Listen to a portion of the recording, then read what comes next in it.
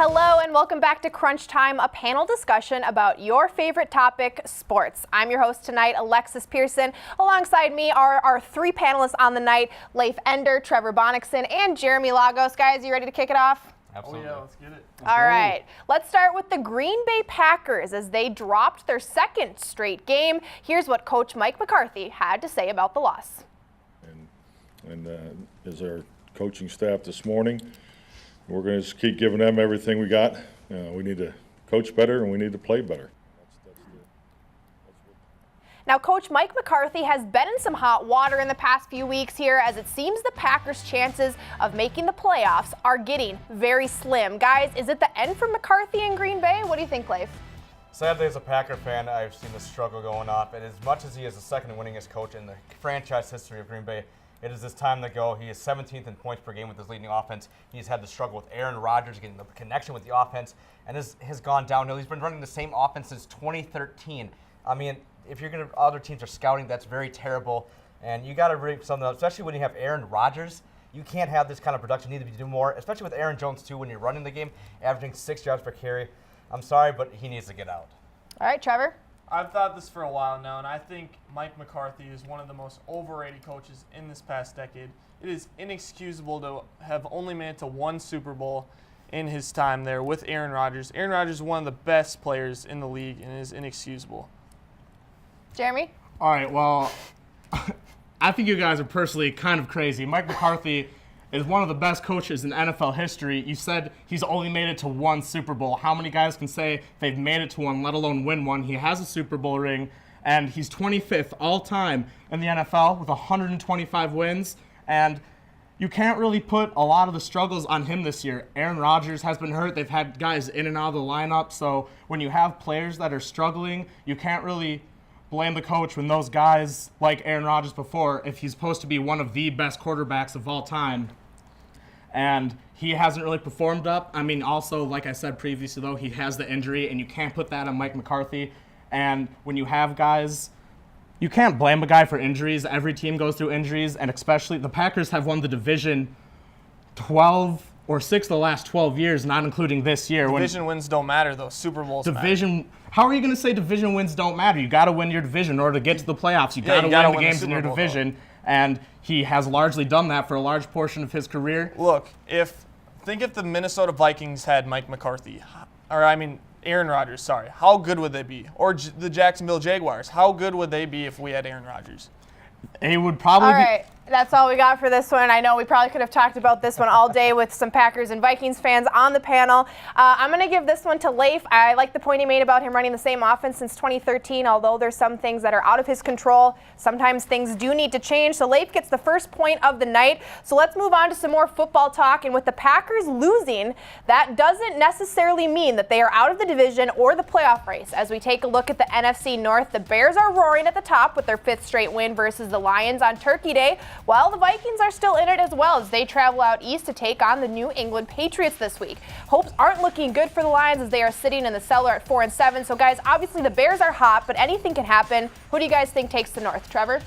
I think the Minnesota Vikings will take the North, and here's why. Chase Daniel is starting for the 2nd straight week, and Mitchell Trubisky is banged up.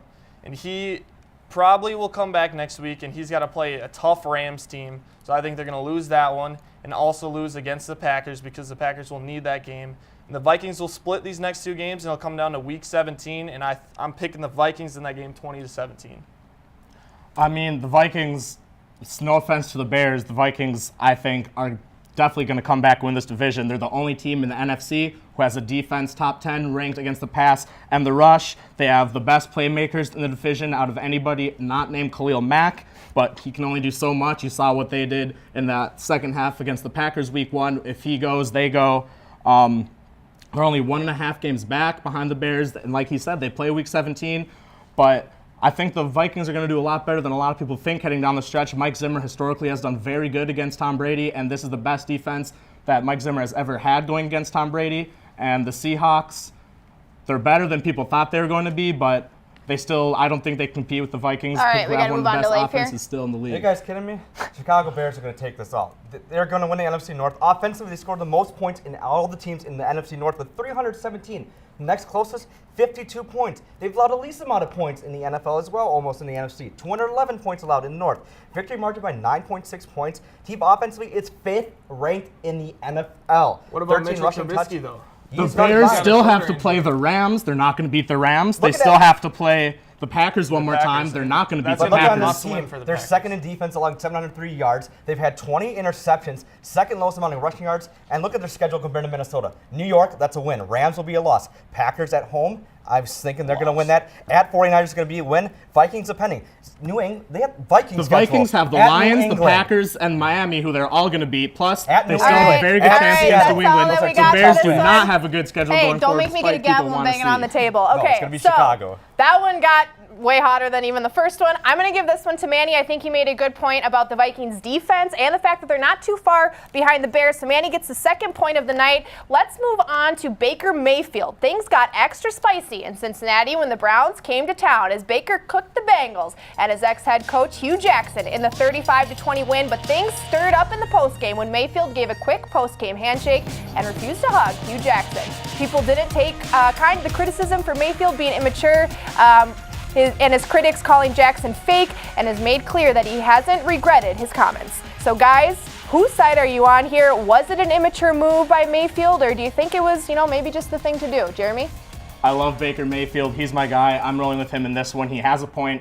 Hue Jackson was the worst coach in NFL history. Given coaching a minimum of 20 games, he had the second worst winning percentage. The only guy who had a worse one was also the owner of the franchise. And not only that, but after Hue Jackson got fired, he talked all this smack. He went on all these talk shows talking about how it wasn't his fault, putting the blame on everybody else. And now here the Browns go. He's gone. Baker Mayfield has been unbelievable since he got fired. Better touchdown percentage, less interception percentage. They won 2 in a row. They've looked like one of the best teams in the NFL the past 2 weeks. All right. I'm on Baker's side. Leif? Looking at this Baker Mayfield, this is this type of attitude that he does. He needs to get something, and that chips him going forward because he's been going up with big in this. He needs someone to fight at him and get his momentum. Look at the last 3 games. Mayfield since the firing, 9 touchdowns to 1 interception, 74% of completions, 771 yards. QBR last 3 games, 87, and before those, 97 QBR ranking. This is obviously a great move and a great spark, especially for Mayfield to prove all the people wrong because he's always played with a chip on his shoulder. Everyone thought he was the #1 pick, and you know what? The system had proved that Hue Jackson was not the great fit with him. And look at his production; it's gone up since the beginning of it. He hasn't started; he's been quiet though. But We like gotta you go said, on to Trevor here this quick. is a great improvement for Look, him. I think this goes back to the offseason as well because it was between Tyrod Taylor and Baker Mayfield, and he said to everybody that Baker Mayfield won the backup job. That's kind of insulting to him. And Baker Mayfield feels that he could have potentially won the Saints game and the first game of the season against the Steelers. And I mean, he just feels that he could have brought this team maybe to the playoffs this year, but Hue Jackson didn't trust him at the beginning, and I totally disagree with that. If you have players saying that Hue Jackson is the Michael Scott of head coaches of the NFL, it's clear to say that that guy's kind of a joke. And He wasn't the only player thinking this. It just took Mayfield to finally take it off because in that locker room, you could tell there was a negative connotation. And All Jackson right. had to go. That's all we got for this one. I'm going to give it to Manny. I like the point he made about how he was treated kind of during this whole thing, and that's kind of a tough thing to deal with. So going into the break, that'll do it for round 1 of Crunch Time. Coming up next, we talk some more football. Is Jim Harbaugh underperforming? And we talk about the NHL's hottest team. Don't go anywhere. Hamilton was adopted from a rescue in 2008. He really likes to be around people. And as soon as I start to make my breakfast, Hamilton is right there. I get out my mat and I'm doing a downward dog and he's underneath. He's quite the pug about town. He gets invited to a lot of parties. He knows he's a pretty big deal. I mean, look at this little face. How could you not love him?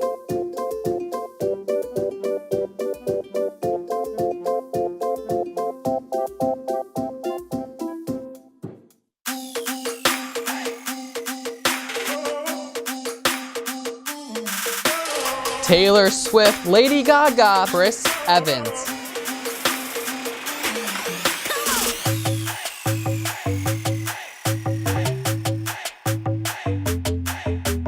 And welcome to Entertainment 30. I'm your host, Kenny Johnson.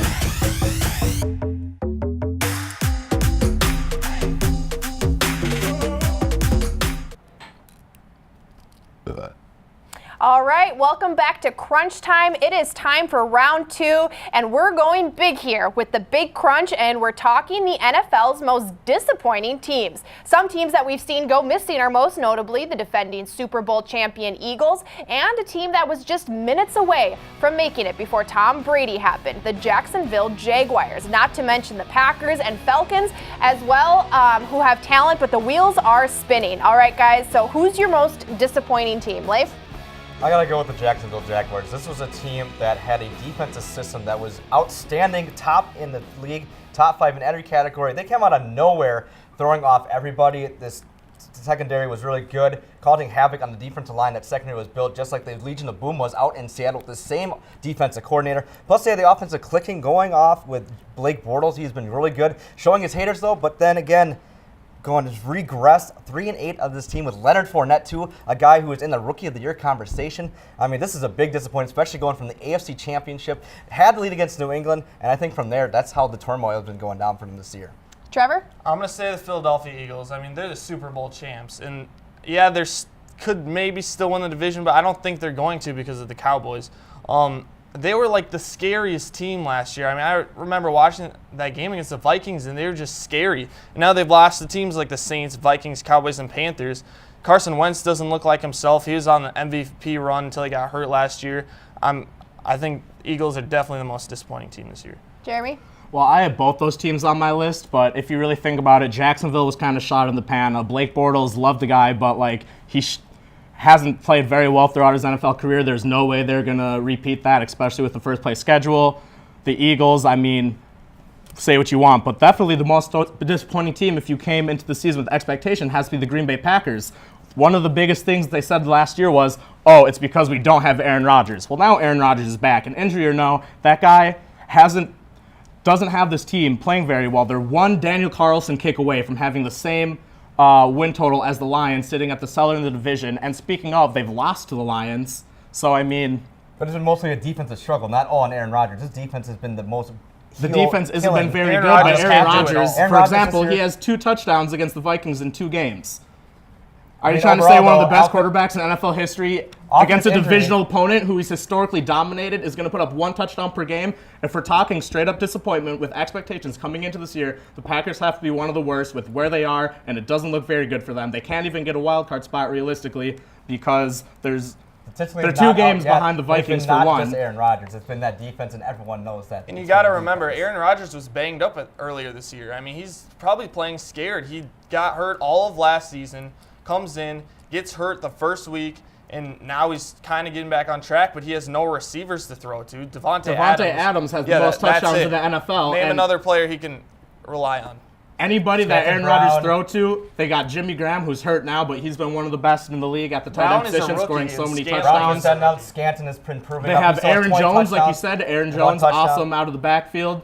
So is Yeah, but that. they're not using him as well. That goes back But I to mean, Mike McCarthy. look at this Jacksonville team, though. They've had all the pieces, and they were proven to be taking over that division, and they only suddenly stopped. That How's division- happen in- All right, was we pretty got to cut scary it off good if there. you We think probably about could it. have talked about that one for a while. I'm going to give this one to Manny because Eagles, I think Super Bowl hangover is kind of a pretty common thing. And Jacksonville Jaguars, I like the point he made about them just being a flash in the pan. So Manny gets Jeremy gets the first point of the second round. And let's move on from the pros to college football. So Michigan was just one big win against Ohio State from really increasing their chances at making the college football playoffs. But the Wolverines got blown out by the Buckeyes, and they dropped their 7th straight game to Ohio State. Now Jim Harbaugh is currently winless versus the Buckeyes. So guys, is Jim Harbaugh underperforming for Michigan, or is he turning into fool's gold? What do you guys think? Trevor?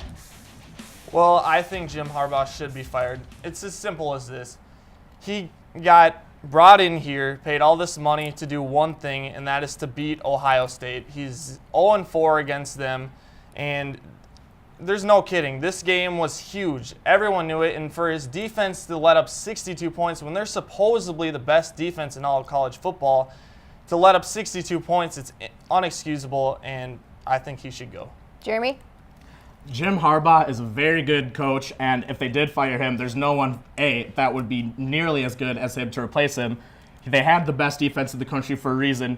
He might be 0-4 against Ohio State, but he needed time to build this program up. And I don't think that loss is really on him. You have guys dropping the ball quite literally, not making blocks, blocked punts, literally everything that could go wrong did go wrong. His players didn't step up. You can only coach so much. At some point, it's up to the players to step up and do their jobs, and they didn't against Ohio State.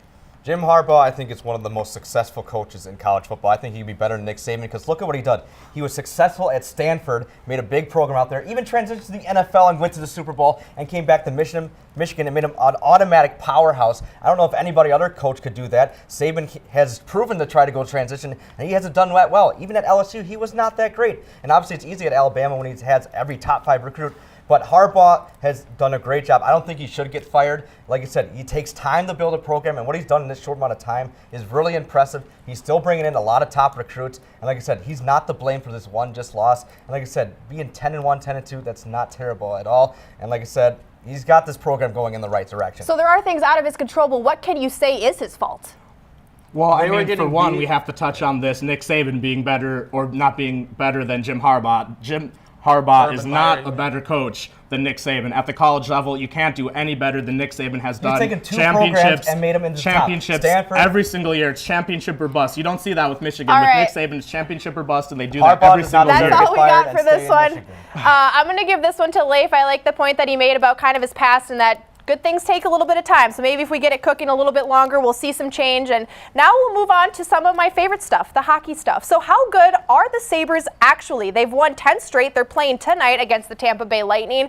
I don't know if a lot of people expected them to play this well. They've got a lot of young guys. People kind of saw them rebuilding for a long time, but all of a sudden they're one of the best teams in the NHL. So are they for real? It's early in the season. What do you guys think? Can they hold out?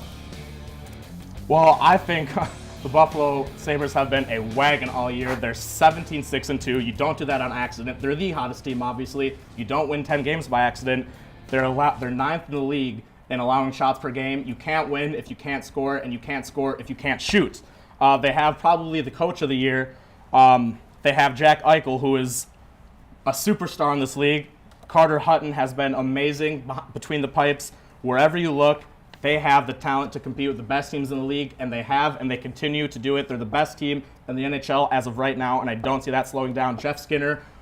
We got to move on to Leif here. I feel like this Buffalo Sabres team could be almost like the Vegas Knights compared to last year. They've been on fire. They are on point with 36 points. Addition was Jeff Skinner, acquired via trade from the Hurricanes. 19 goals prior when they led to the NHL lead. I mean, this mix of personnel changes, the experience, a confident defense, a great core during these first 10-game winning streak as well. You got to throw it on there. It's been very impressive, and I can see a deep run with this team.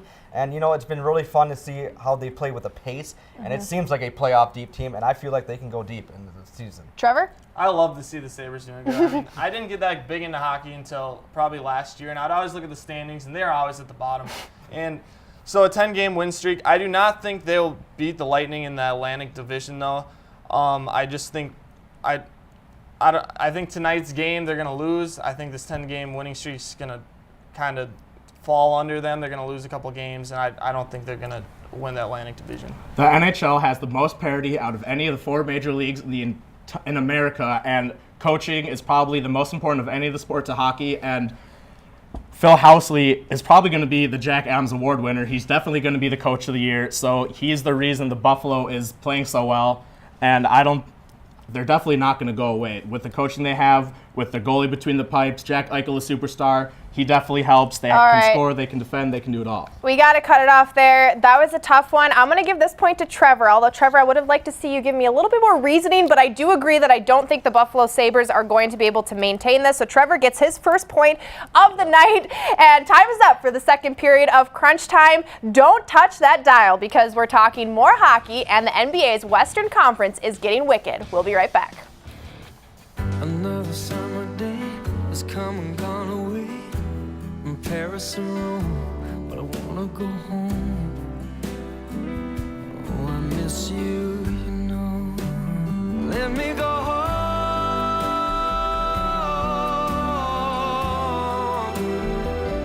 It'll all be alright. I'll be home tonight. I'm coming back home.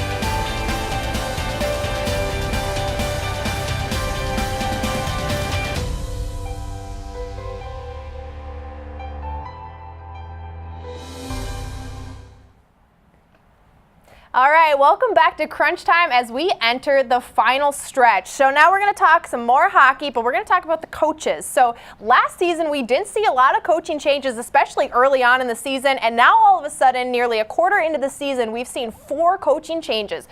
Two of them in the Central Division, with the St. Louis Blues and the Chicago Blackhawks, and then also the Edmonton Oilers and the Los Angeles Kings did some coaching changes as well. Now that's 4 teams. That's a lot of people changing up their coaching changes. What do you guys think? Who's been the most successful since these coaching changes? And do you see anybody who's really not going to get any more success after the changes?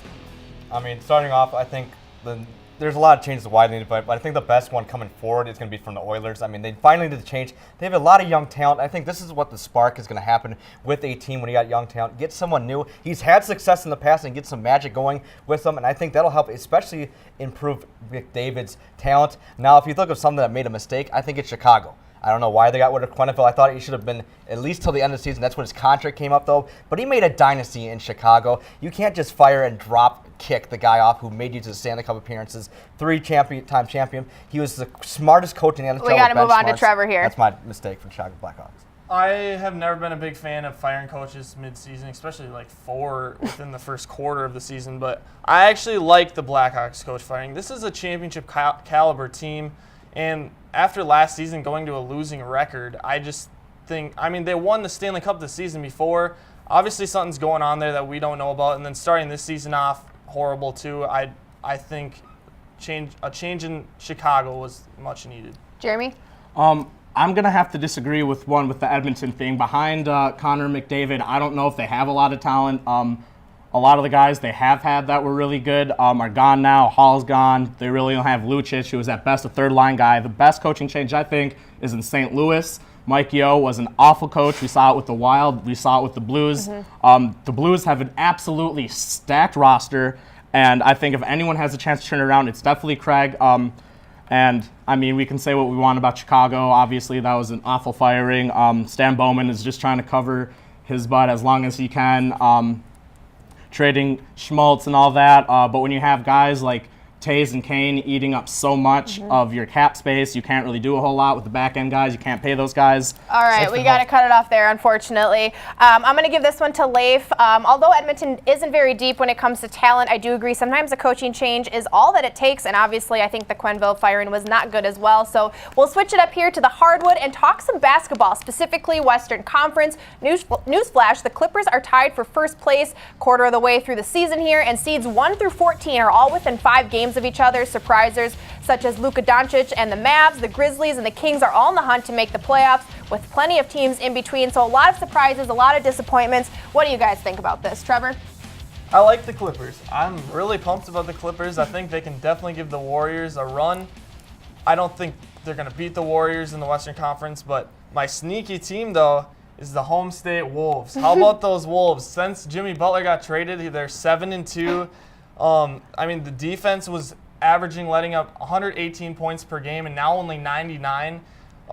They've been winning on the road. How about that? But the Western Conference is wide open. 1st through 14th place in the Western Conference is all within 5 games. So, but my sneaky team is the Wolves. Jeremy? Well, the Wolves are actually 9-2 since the Butler trade, but I think they didn't have those guys the first 2 games, but after the trade they've been 9-2. But so I think I don't like the Clippers. They don't have a superstar. You can't win if you don't have a superstar. They have some good guys coming off the bench, but they're not going to be able to maintain number 1. We can say what we want about Golden State, but they're going to jump back up there. Houston's also been a disappointment this year. They're going to jump back up there. When you have LeBron James, honestly, what else more do you need? They have a way better team than he did with the Cavs. They have the best record they've had since 2013. That's over half a decade by now. We got to get to Leif for this one. I mean, unlike the Lakers, though, for LeBron, it is the West. It's not a depleted East, but they will make a run, I think. But on teams that I'm looking for, too, Houston Rockets, this is a team that almost gave the Warriors the best struggle out of any team from the West. James Harden, Chris Paul, Trevor Ariza, I mean, that much has been really well going through that mixture. And besides, Daryl Morey, probably another level to pull up somewhere. So they were that close to going there. But another sneaky team, I think, is the Utah Jazz. You got Donovan Mitchell, a rookie, averaging about 21.6 points per game. Helped beat OKC with their own big 3 going in there. And earlier today, they got a trade, yesterday, for Kyle Korver. This guy is a perimeter shooter that's been dominant since Atlanta time and helped the Cleveland. And with LeBron James back in the East, he is shooting 46 from beyond the arc, and he's such a spark plug coming off the bench. All right, we got to cut it off there. I'm going to give this last point of the game to Trevor. I like the Wolves as a sneaky team, maybe, especially since the Butler change. So coming up after the break, find out who won this episode of Crunch Time.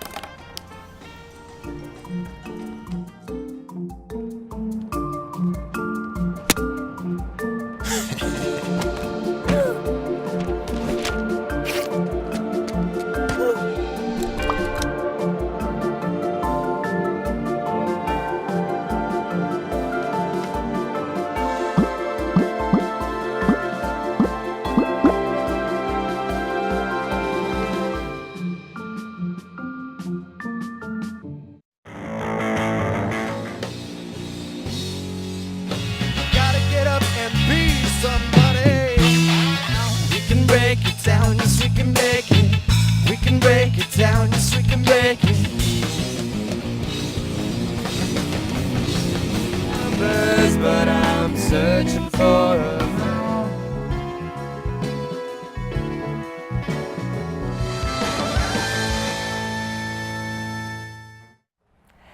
And we're back with the winner of this episode. Look at this beautiful face. Jeremy Lagos is our winner of the night. Now, Jeremy, the floor is yours. What do you want to talk about? Well, first off, I want to give a shout out to Jenna Lemaire. I told her I was going to dedicate this one to her, and I came out and I battled and I did my best, and I did do it for you, Jenna. I love you. Also, I have to give a big shout out to the End Heights Supremacy Squad. Baker Mayfield has been such a monster this year with the Browns. Probably the best team in the NFL the last 2 weeks. And obviously the Minnesota Vikings definitely going to win the Super Bowl. They're the best team in the league. Say what you want about Kirk Cousins, 5th in the league in passing yards. He's going to be the NFL MVP. It's going to be Lakers, Boston in the NBA Finals. Obviously LeBron is going to dominate Kyrie in the Celtics, and LeBron is going to get his ring in the West, and he will be the GOAT forever. Boy, oh boy, Skol the Bull. You heard it here first. Jeremy Lagos is our winner of the night. Thanks for joining us tonight on Crunch Time. We'll see you next week.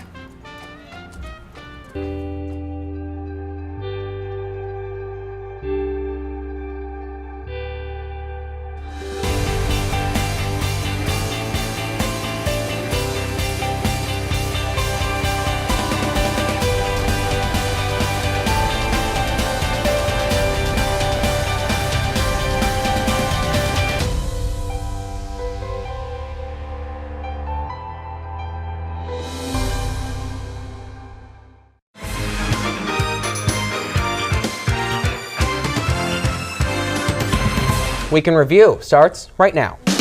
Welcome to Week in Review, where we take a look back at the top stories of the week. My name is Ben Henry. Alongside me is Emilio Ramos. Well, the temperature is not that cold, even though it is snowing like crazy. On WCHA conference rival, Bemidji State.